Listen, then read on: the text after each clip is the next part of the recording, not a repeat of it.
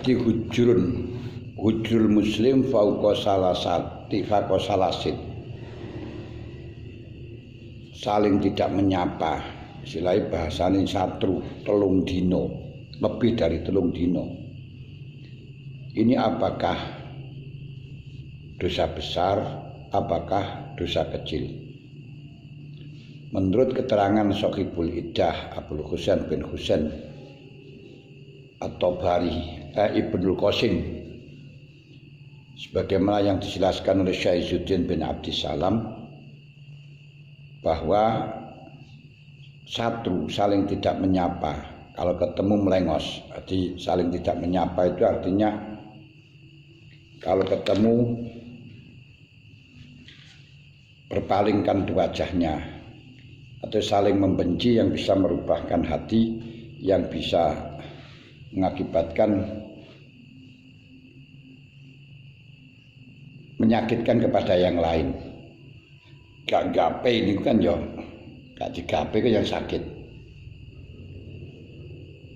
Dawuh Kanjeng Nabi la yakhilu al-hujru fawqa salasati ayamin, tidak halal saling diam, saling meninggalkan, hujrun saling meninggalkan lebih dari 3 hari. Fa inil taqoya fasallama ahaduma istaraka fil akhar fil ajri. Kalau ketemu sama-sama gelem minta maaf, ketemu salam, uluk salam tadi jawab, sama-sama dapat pahala. Wa ilam yurada bari azam nar isma ba'abi al akhar. Kalau uluk salam yang satu tidak jawab, maka yang uluk salam bebas dari hujrun, yang satu tetap dalam keadaan hujrun. Dan saya duga Kanjeng Nabi wa in aksai bukol wa idza mata wa huna wa hahuna wa idza mata wa huma mutahajirani la yastami'ani bil jannah. Kalau orang yang saling satru itu sama-sama matinya, maka tidak akan pernah kumpul keduanya di surga. Rawahu Tabrani fil Awsat. Nah, bagaimana dosanya kalau menurut Shahibul Iddah Abul Husain bin Husain bin Qasim, bahwa saling diam, saling berpaling satu dengan yang lain, satru, itu adalah dosa besar.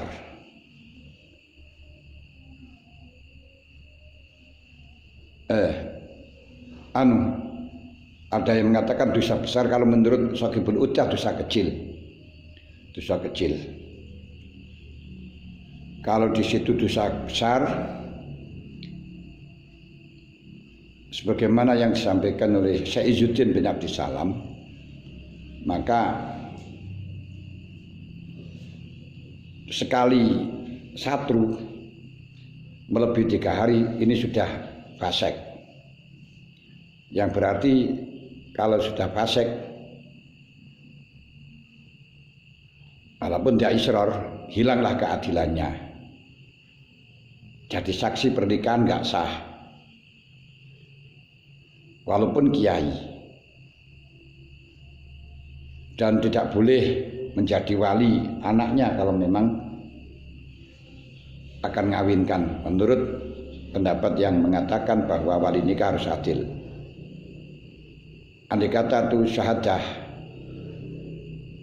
itu bersaksi atau meriwayatkan sebuah hadis, berita, tidak bisa diterima walaupun 1 kali. Tapi kalau memang kita mengikuti pendapat yang mengatakan dosa kecil selama belum tobat, berarti masih terus berlanjut, itu ya tidak sah untuk menjadi saksi, karena dosa kecil selama israr itu sama halnya dengan dosa besar. Nah, batasnya israr bagaimana? Yaitu diulang-ulang yang sekira memberikan isyarah kalau dia tidak memperdulikan dalam agama, seperti hanya tidak pedulinya dia melakukan dosa besar. Karena orang yang melakukan dosa besar ini kan nggak peduli dengan agama.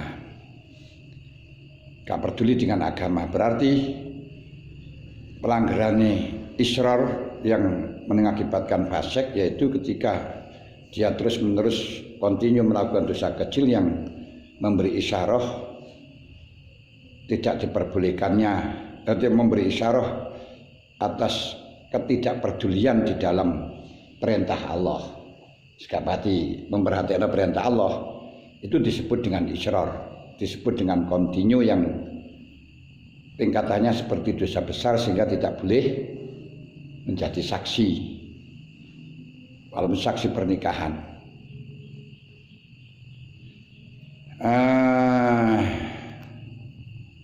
Dan wong yang saling hujrun sebagaimana yang diriwayatkan Akmas Ibnu Mas'ud radhiyallahu anhu duduk adalah Akmas kana Ibnu Mas'ud radhiyallahu anhu jalisan ba'da subhi fi khalaqatin.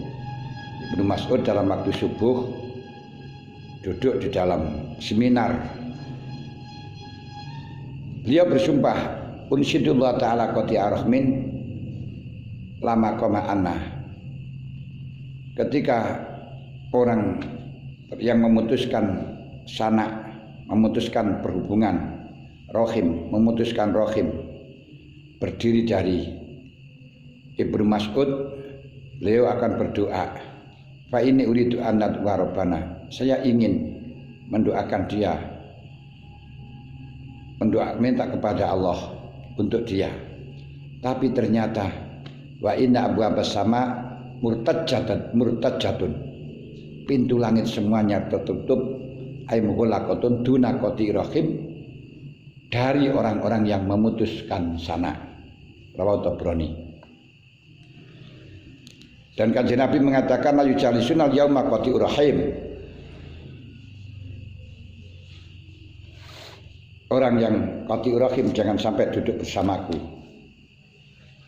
Akhirnya ada seorang fata, pemuda yang bangun dari khalakonya Rasul, terus datang pada bibiknya yang memang di antara keduanya itu ada saling benci, lalu saling minta maaf, lalu kembali kepada majelisnya Rasulullah.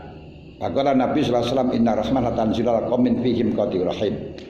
Rasulullah mengatakan rahmat ya Allah tidak akan pernah turun kepada kaum di mana di situ ada qati'ur rahim.